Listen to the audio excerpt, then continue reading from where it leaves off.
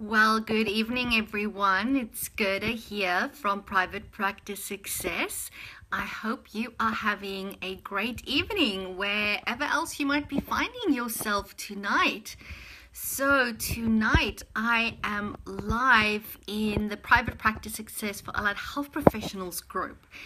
And the reason why I'm live with you guys and not on my Facebook page is that Facebook is still not allowing me to live stream from my public page.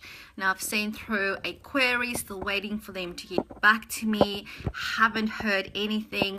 So I'm doing the next best thing because I've committed to my 90-day vlog and I intend to complete it.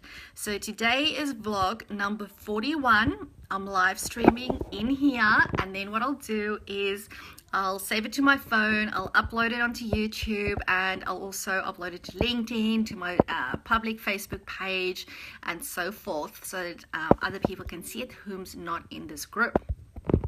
So if you are joining me, please let me know that you are here. It's always great to hear from you guys. So I am at home, so I might have some interruptions. It's like early evening, and there goes a Lego plane that Ethan built. All right, so the topic for today is to walk in your client's shoes. Alrighty, so, and I guess the reason why I decided on this topic was that one of our Private Practice Success members posted earlier on today in our group, and the question was, has anybody used insert name organization to get client referrals? So I won't say the name of that organization because obviously this is going to be on my public page, and I have never heard of that organization, I must admit. So the first thing, of course, that I do is I hop onto online and I have a quick read and see what they're all about. But before I even looked at what would it mean to me as a clinician or a practice owner in terms of how much it costs, how does it work logistically, that type of thing, my natural instinct was first to find out what would the client experience be. So I immediately signed up as a client looking for a psychologist and really wanting to experience, what questions do they ask me, how much stuff, pages of information do I need to complete, and how do they then match me with a psychologist. And at the end, basically, they matched me with 24 possible psychs. And I thought to myself, the whole idea was for this to be easier, not harder. And if I'm anxious or I'm depressed and I'm overwhelmed or I'm just not motivated, for me as a client, having to choose between 24 possible people that met my criteria or that matched with me would be so overwhelming, that I would rather just not bother. It would be too hard, because how do you know of those 24 people who's going to help you the best? And there goes a Lego plane again. So really my first reaction was, I don't like this, and maybe that's because it's new, but I just thought, no, I'm not sure how this is going to help a client versus a client going to the doctor and the doctor recommending somebody who they already know, who they trust, who they've worked with.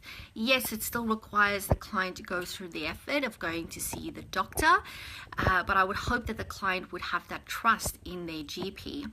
So I basically looked at that, and what was the other thing? I'm sure there was something else that I didn't like. Can't remember now off the top of my head. Oh yes, it was the fact that it felt almost like a dating site to me. Like, I've never been on Tinder, but you hear people talk about swipe left and swipe right, and it almost felt like that you're being matched with possible 24 other psychologists that you as a client could go and see, and you having to make a selection like swipe left or swipe right in terms of who you like.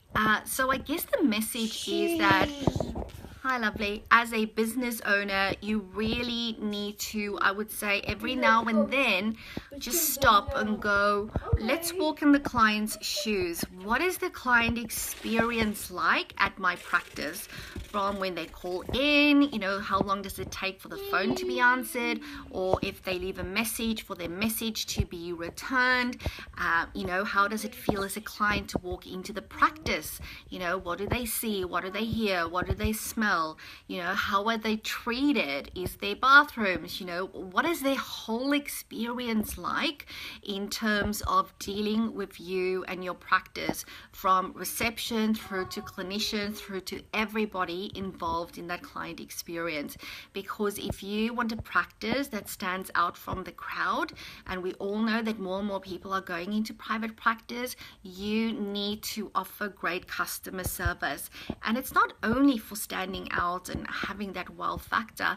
I strongly believe that it is our responsibility to make sure that seeking help is as easy as possible, as accessible as possible, and as pleasant as possible for our clients. It's really hard, painful work to come for therapy, and we really owe it towards our clients to make that process as easy as possible to them. Okay, so that's my message for you today.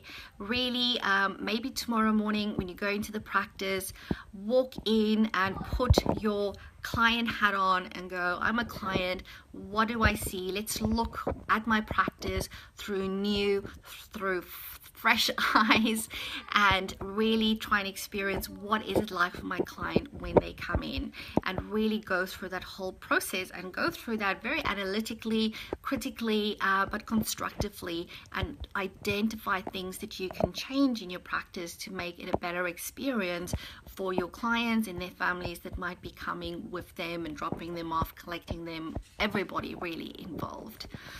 So as usual, I would love for you to comment on here. I can't see any comments that has arisen here. Maybe I just don't know what I'm doing, seeing that it's in a group and I'm used to posting live on a Facebook page.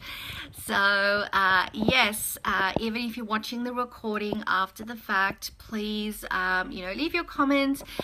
Maybe tomorrow after you've gone through the practice, come back here and let me know what you found, or maybe you just found that, you know, it actually is an awesome experience and I'm really happy in terms of what's happening, that type of thing.